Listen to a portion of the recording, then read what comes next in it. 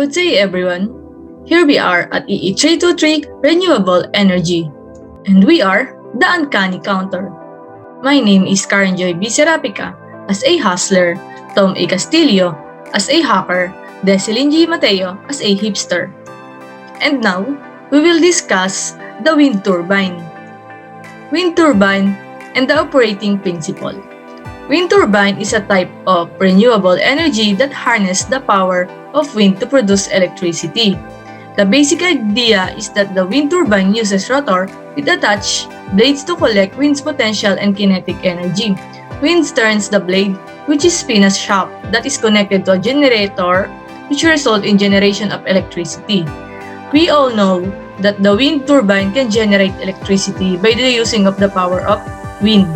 Kung familiar sa inyo ang wind farm from Ilocos, ito yung pinaka-example ng isang wind turbine.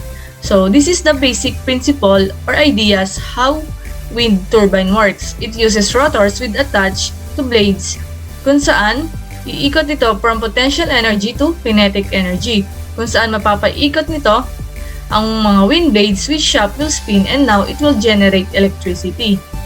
So, sinasabi din dito, a large number of wind turbine is usually called wind farm. Pag pinagsama-samang windmill, ay tinatawag itong wind farm. So, this is the typical view of a wind turbine or the wind farm. This is the closer figure of a wind turbine. Kung mapapansin ninyo, yung difference ng tao at laki ng wind turbine. So, this is the internal parts of a wind turbine. Kung saan mamaya isa-isahin natin yung parts nito. This is the video of wind turbine generating or how it produces electricity with respect to the internal parts. So, di ba sabi ko kanina, isa-isahin natin yung parts ng wind turbine. So, para mas makita natin mabuti, ito yung mga parts ng wind turbine. Unang-una na rin dito yung rotor, pitch, wind direction, the brake, the yaw drive, the yaw motor, the blades tower, low speed shaft, gearbox, generator, controller, anemometer, wind vane, nozzle, high-speed shaft. Mamaya, isa-isahin natin yung meaning and purpose and function ng bawat parts na to. So now, let's go to the wind turbine parts and function. The first part of wind turbine is the blade. The blades is the part that rotates due to the force it catches from the wind. It is connected to the low-speed shaft via the hub. The low-speed shaft is connected to the gearbox and the gearbox to the generator.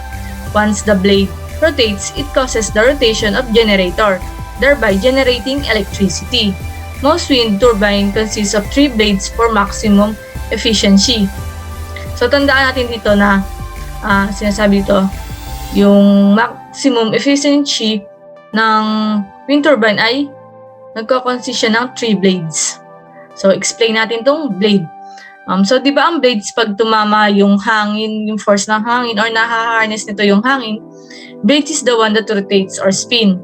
And as you can see in the figure, this is the blades.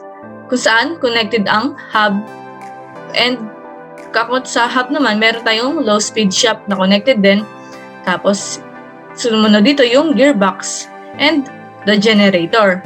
And we all know that generator is the one that generate electricity. So kapag nag-rotate ang ating blades na connected sa ating hub, magkakaroon ng low speed shaft to gearbox and generator. Again, and it will generate electricity. The next part is the wind turbine.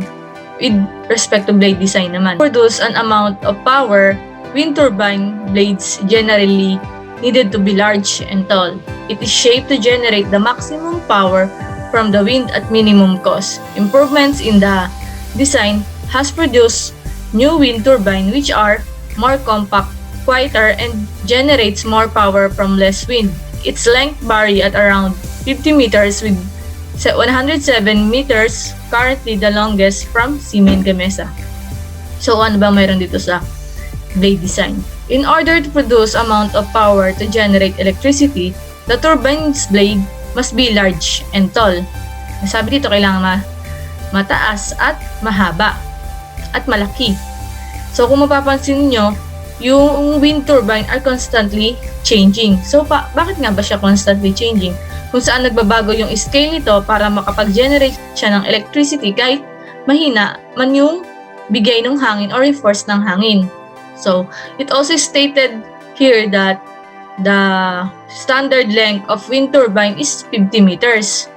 And now, may record na sa Siemens Gamesa na mayroong 107 meters. So, this is the longest wind blade in Siemens Gamesa with 107 meters. So, kung mapapansin niyo yung difference nito sa tao, sobrang laki. Next naman tayo is the airfoils. Airfoils is the cross-sectional shape of the blades that determine its aerodynamics. They are key to blade design.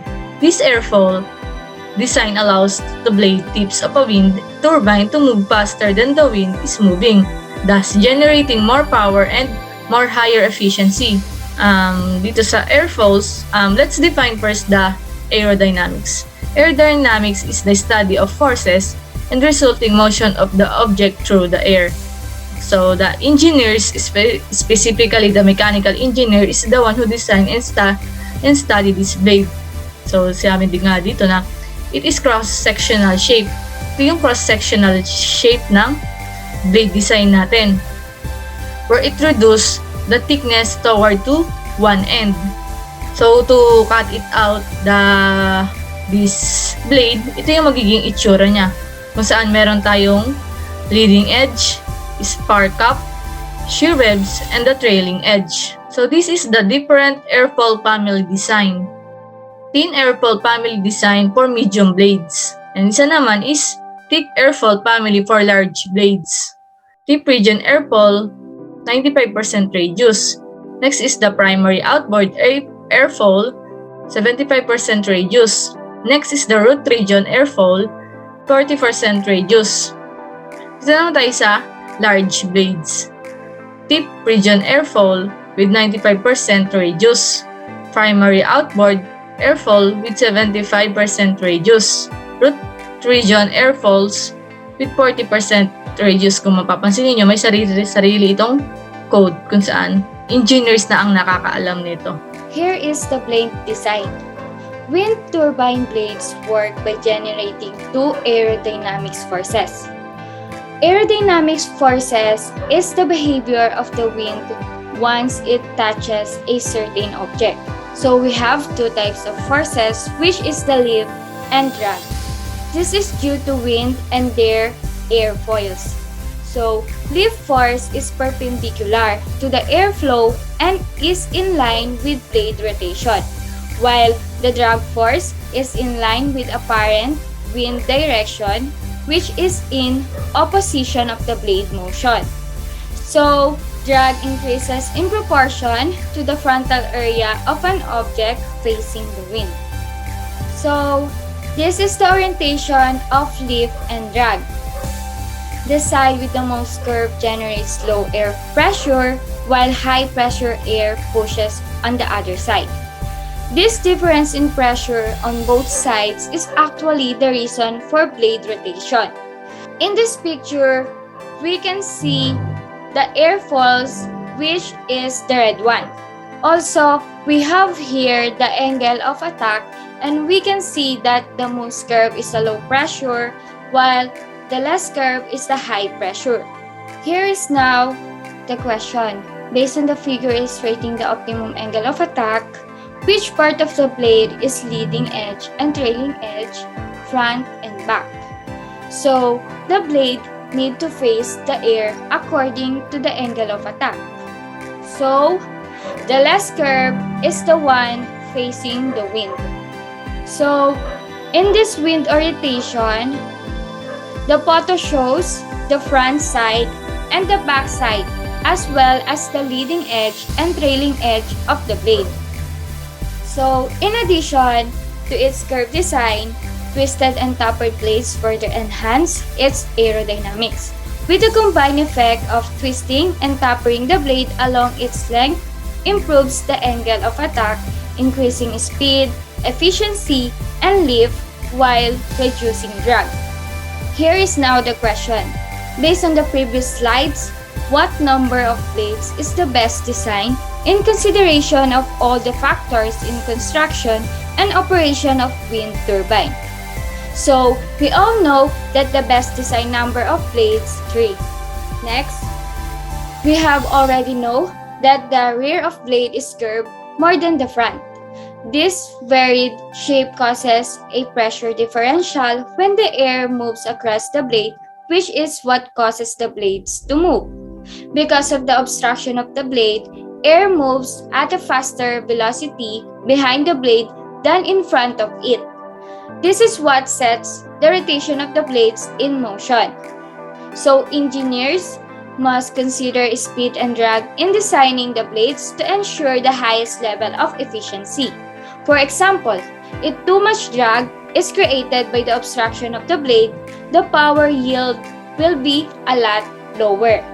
If not enough drag is created, the blades could move too quickly, causing them to break the sound barrier.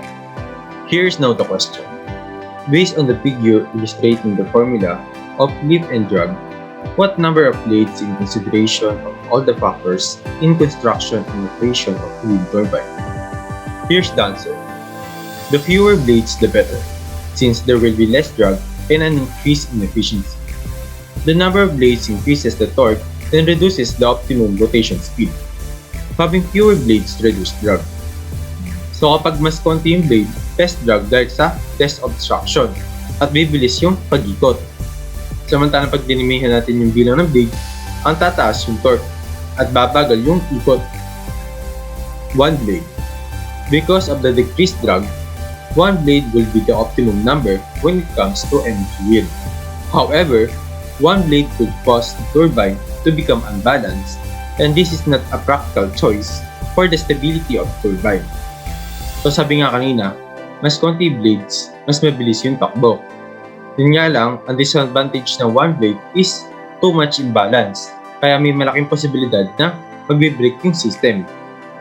Doon naman tayo sa may two blade. At per glance, two blade turbine seems like the optimal configuration for a wind turbine. It is perfectly balanced and with one blade less than a three turbine. They will generate less drag.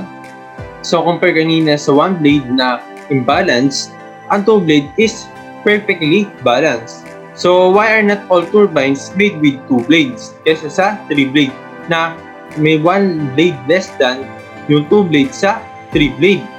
So bakit hindi two blade na sabi nga natin kanina na kapag mas konti yung blade, mas less drag. So bakit hindi na lang two blades yung gawin natin? It has trouble in yawing. Yaw is when its head or nozzle turn to face the wind. Due to an effect called gyroscopic precession, when a two-blade turbine yaw, it creates wobble as the blades go from the vertical plane to the horizontal plane, which places additional stresses on the mounting bearings, wearing them down faster.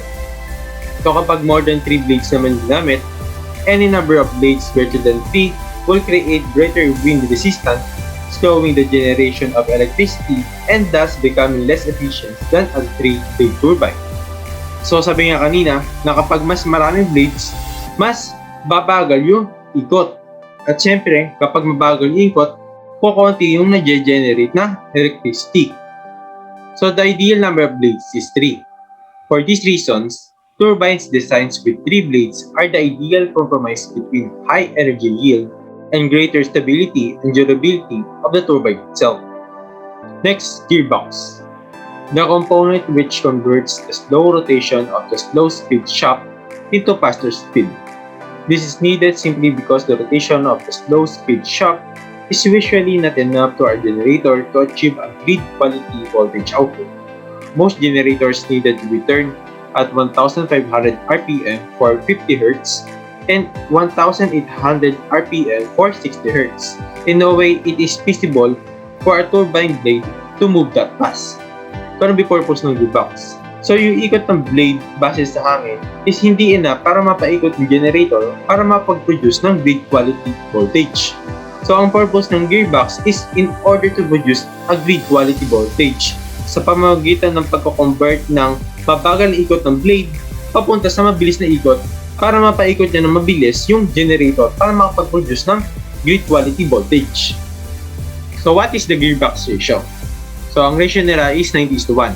So isang ikot ng blade, patumbas nun is 90. Pero ngayon, meron na umaabot ng 100:1. So dito naman tayo sa may direct drive or tinatawag na gearless. So yung turbine, pwede din yung hindi gamitan ng gearbox. So ang pagkakaiba nito, di ba nga sabi nga kanina sa may gearbox, mabagal na ikot ng blade, kino-convert papunta sa mabilis na ikot para mapaikot ng mabilis yung generator para makapag-produce ng grid quality voltage. So naman si gearless, para maintain natin yung proper output voltage and frequency mula sa mabagal na ikot ng blade, is dinadagdagan natin ng magnet para makapag-produce tayo ng proper output voltage and frequency. Compared to the gear type, the slow rotation and decorated moving parts of PMDD generator, it reduces fatigues and stress on the turbine, resulting to reduced noise and vibrations, longer lifetime, and lower cost of maintenance. So here's the advantage of gearless. An important fact that is due to wind inconsistency, the gear type turbines often operate at partial loads. The efficiency of the PMDD generator excels even in these conditions because it continues working nearly to nominal values. This design makes suited even in off-showing application. So ito naman yung disadvantage ng gearless. One main disadvantage of PMDD is that to make up for its lower rotation, more magnets are added to create the required frequency and power. This increases the diameter of the generator, which makes it larger and often heavier than gear-type wind turbine. Another thing is that the additional magnets being used in this type is made up of neodymium, which is expensive. So dahil nga kailangan natin magdagdag ng magnet, mas lumalaki at bumibigat yung turbine. So isa pa sa disadvantage ng gearless is mahal yung kinakailangan na magnet. The cost and weight of the direct drive turbines have prevented it from presenting major competition to the gearbox turbine until recently. But other experts claim that direct drive technology will eventually become the dominant one since the gearbox wind turbine is almost at maximum efficiency point while the PMDD generators have more possibilities for improvement. The next part is the brake. The brake system in a wind turbine is protective device coupled with sensors which automatically stops the rotation of the blades whenever it detects activities that could harm the system during operation. Very high wind speed, vital part are not working, maintenance in power line, and etc. So kung hahanapin natin yung parts dito ng brake, eto siya. Is the one who will stop the system automatically. So the main responsibility of the brake is to stop the rotation of the blades automatically, especially when there is something wrong in the operation system. Some example when brake can occur is when the wind is at very high speed. Vital parts are malfunction which can be recognized and detected. And last is the maintenance in power lines. So kung may sira or may problema man sa system, mag-i-stop agad ito or automatically i-stop ni brake. So kung mapapansin ninyo, kung may bagyo, paano nga ba nai-stop yung wind turbine? So dahil sa brake, automatically na ini-stop nito kapag mayroon paparating na bagyo or malakas na hangin. The next part is the yaw system. Yaw system is a sensor-equipped mechanism consisting primarily of yaw motor, yaw drives, and others. Its function is to automatically rotate the nozzle on the top of the tower so that the set of the blades is facing the wind directly at all times. It detects its proper direction through the electric information being fed by the wind vane located at the back. This ensures that the wind turbine is producing the maximum amount of electricity energy. So, yung main parts daw ng yaw system is the yaw drive, yaw motor, and others. Ang main function ng ating yaw system is to automatically rotate the nozzle kung saan nakaharap ito sa wind direction. Kung saan dapat ang ating wind turbine ay kailangan nakaharap sa direction ng hangin. And again, the yaw system is the one who is responsible for the rotation of the nozzle to face the proper direction of the wind. And the wind vane, saan ito yung wind vane, is the basis of the direction of the wind which is located at the back. So para malaman yung basihan ng wind direction, si wind vane ang nagsasabi or ang basihan. Next is the tower. Wind velocity increases at higher altitude. This means the taller the tower, the greater electricity it can produce. Majority of wind turbines are supported by conical tubular steel towers with a height of usually 75 to 110 meters or 250 to 370 feet, depending on the blade's diameter. The tallest is still for completion in the middle of 2022, which is 280 meters, to be installed at a test center in Western Jutland, Denmark. So, mapapansin nyo, ito yung ating tower. So, this is the conical shape. So, bakit nga ba siya conical shape? So, para mas tipid yung cost structure nito. So, yung standard height ng ating tower ay 75 to 110 meter. And magkakaroon nga daw tayo ng tallest tower in Western Jutland in Denmark na mayroong 280 meters. So, this is the wind turbine, the rated capacity, rotor diameter, and the tower height. Kung mapapansin ninyo, ito ay by year tumaas or nag-change. Kung saan, ito yung nagbabago dahil mas nade-develop nila na the higher the wind turbine, the more it generate electricity. So, the ideal location for wind turbine is in coastal areas, at the tops of rounded hills, open plains, and gaps in mountains, places where the wind is strong, reliable. Some are offshore. To be worthwhile, there should be an average wind speed of around 25 km per hour. Next is the advantages and disadvantages. So we have the advantages. Wind is free, wind farms need no fuel, produces no waste or greenhouse gases. The land beneath can usually still be used for farming, a good method of supplying energy to remote areas. The disadvantages are the wind is unpredictable, as it changes speed throughout the day and from season to season. Suitable areas for wind farms are often near the coastal area where land is expensive, and also can affect television reception on nearby places.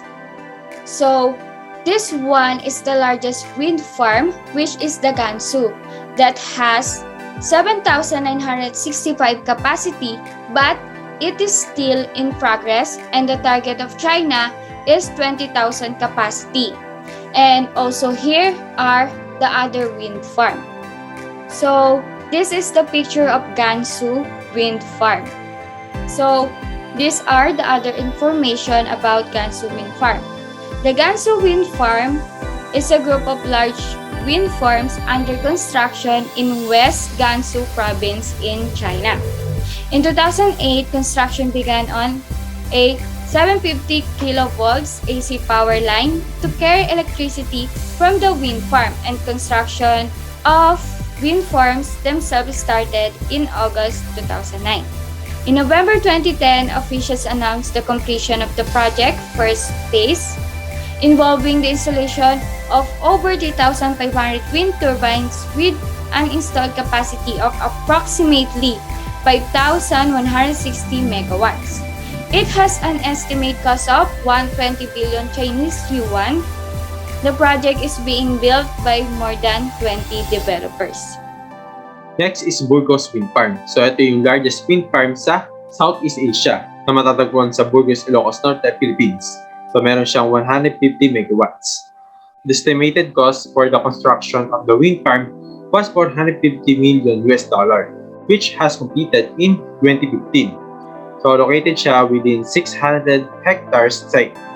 The facility consists of 50 wind turbines, each capacity of 3 megawatts, generating electricity to the Luzon wind. Each wind turbine rests on a tubular steel tower, has a 75-meter hub height, and a 90-meter motor diameter. So here's the grid operations. So una, papaikutin ng hangin yung blade Then yung mabagal na ikot ng blade, i-convert to ng gearbox papunta sa mabilis na ikot para mapaikot natin ng mabilis yung generator para makapag-produce tayo ng grid quality voltage. Then i-step up natin siya para ma-avoid natin yung further losses dahil sa long transmission line. Then connected siya sa substation na papunta sa grid.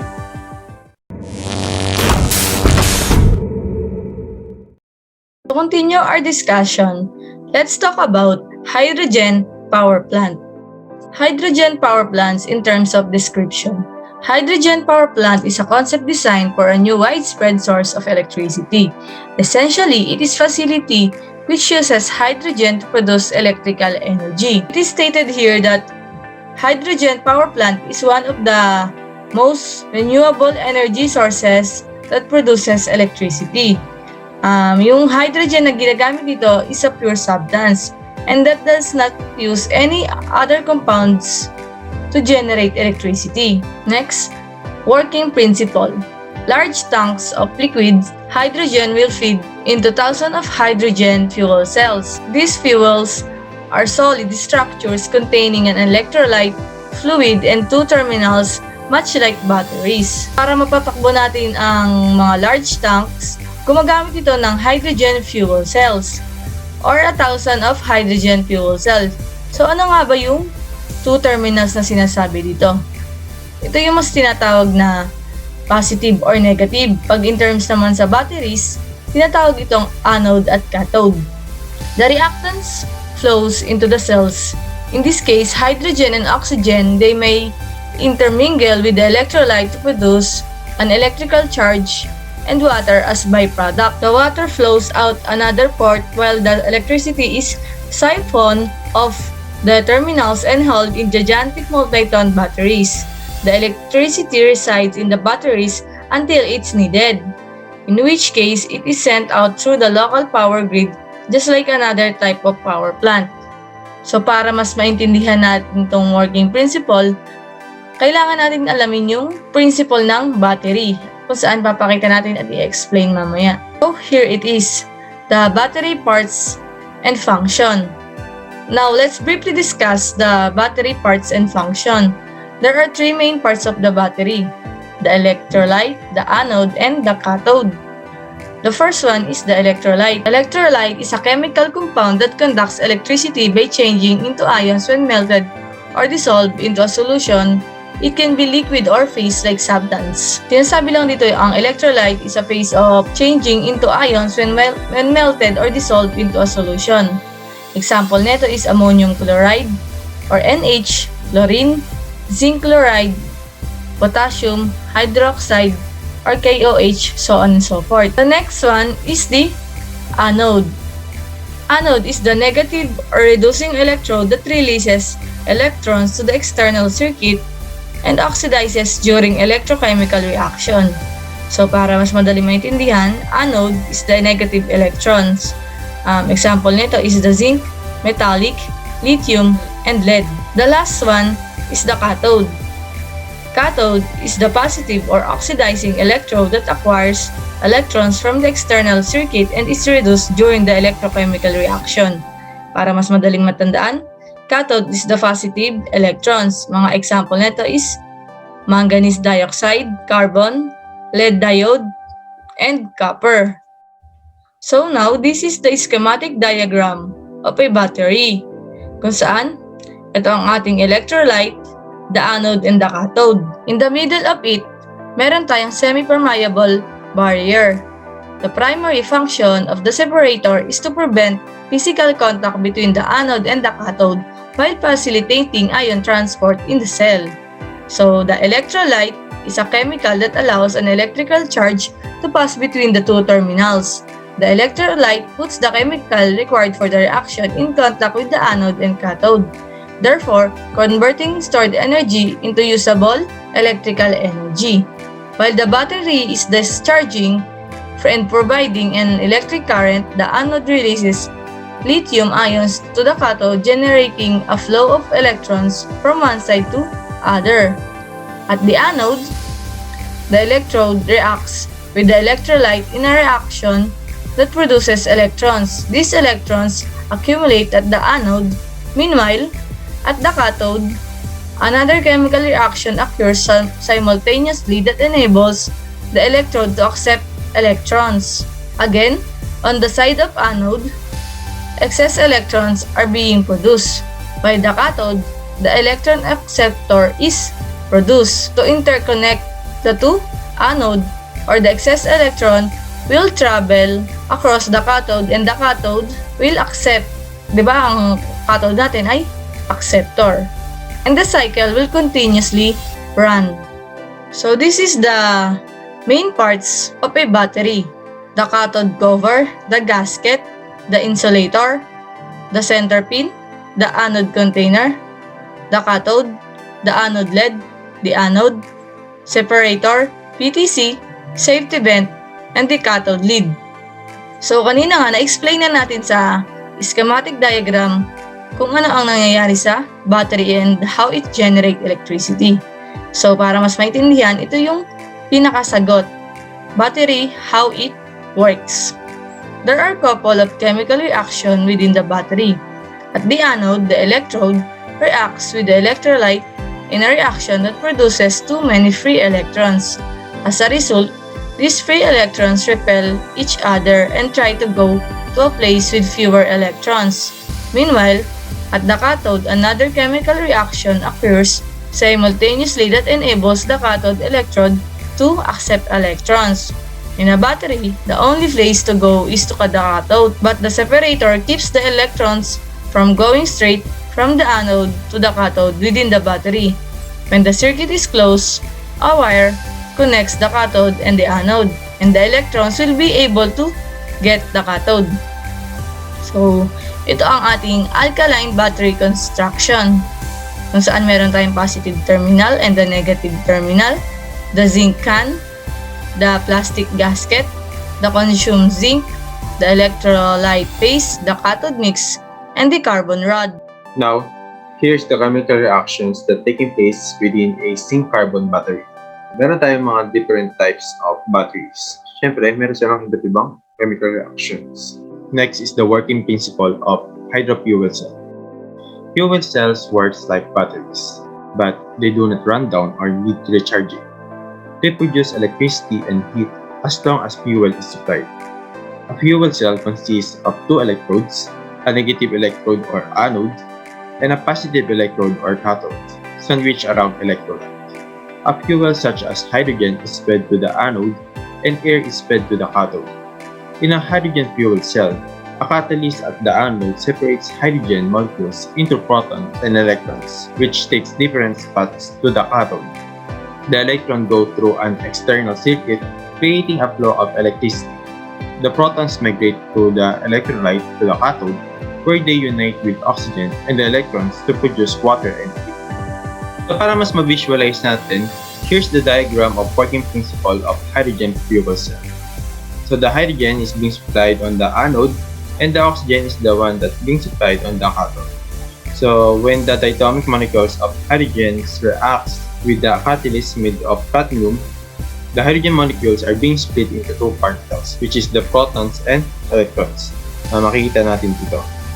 So the electrons and protons are heading towards the cathode.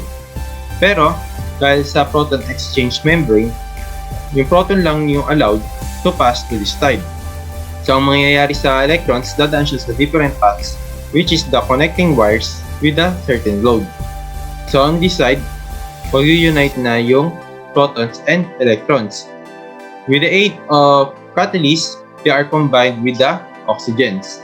Then, makakapag-produce sila ng byproducts, which is the water. So similar to sa batteries, providing continuous flow of electrons, supplying direct current load as long as sinusuplayan sila ng hydrogen and oxygen. To summarize, hydrogen atoms enter at the anode, while oxygen is fed to the cathode. The hydrogen atoms are separated into protons and electrons at the anode with the use of platinum catalysts. The now positively charged protons passes through polymer electrolyte membrane, also called as proto-exchange membrane, heading to the cathode. The polymer electrolyte membrane or PEM, specially treated materials that look something like ordinary kitchen plastic wrap. it only allows positively charged ions to pass into, while it blocks the electrons. The freed electrons travel through a wire, creating the electric current. After passing through the circuit and the membrane accordingly, once again with the aid of platinum as catalyst, the electrons and photons meet at the cathode where they combine with oxygen to produce heat and water as byproducts. So here's the schematic diagram of working principle of hydrogen fuel cell. So meron tayong two tanks, isa sa hydrogen and oxygen. So yung hydrogen is the one that is being supplied on the anode and the oxygen is the one that is being supplied on the cathodes. So during operations, nakaproduce sila ng byproduct which is the water. So since katulad siya ng batteries, yung output ng hydrogen fuel cell ay direct current. So kailangan natin ng inverter to convert it into alternating current. So kaya rin nun, kailangan natin i-step up to avoid further losses due to long transmission line. And then connected siya sa substations papunta sa grid. So, the question is, why explore it? Fuel cells have several benefits over conventional combustion-based technologies, currently used in many power plants and passenger vehicles. Hydrogen is a very efficient fuel source capable of producing more energy per pound of fuels than gasoline. This means that an equal-sized tank of hydrogen fuel would give a vehicle a greater range or more power than when filled with gasoline. In an internal combustion engine, fuel cells have lower emissions than combustion engines. Hydrogen fuel emit only water, so there are no carbon dioxide emissions and no air pollutants that create smog and cause health problems. At the point of operation, also fuel cells are quiet during operation as they have fewer moving parts. Next is why it hasn't gone mainstream. We have hydrogen production through methane. About 95% of the hydrogen used today is produced by a process called steam, reforming, separating hydrogen atoms from carbon atoms in methane. This process is expensive and it releases greenhouse gases, which contributes to global warming, thereby canceling out any benefits to the environment. The other reason is hydrogen production through water. So, the other production method is electrolysis, which separates hydrogen from water. The downside is that it's expensive for hydrogen to reach its full potential as an energy source. Scientists need to figure out a way to produce it inexpensively from clean renewable sources. So, the cost of fuel cells can be high and the use of platinum as one of the largest component materials. However, there is work underway to find non-platinum catalyst approaches. Also, we have hydrogen storage and hydrogen leak. Hydrogen storage, scientists are still struggling with the challenge of how to store hydrogen.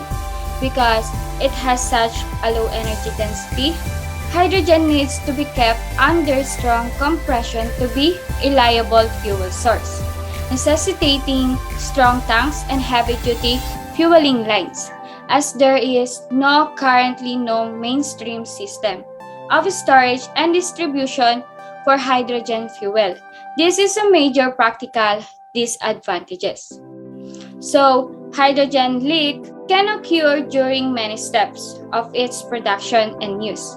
Science magazine reported in June 2003 that hydrogen leakage from widespread use of hydrogen fuel would gobble up ozone faster than CFCs do.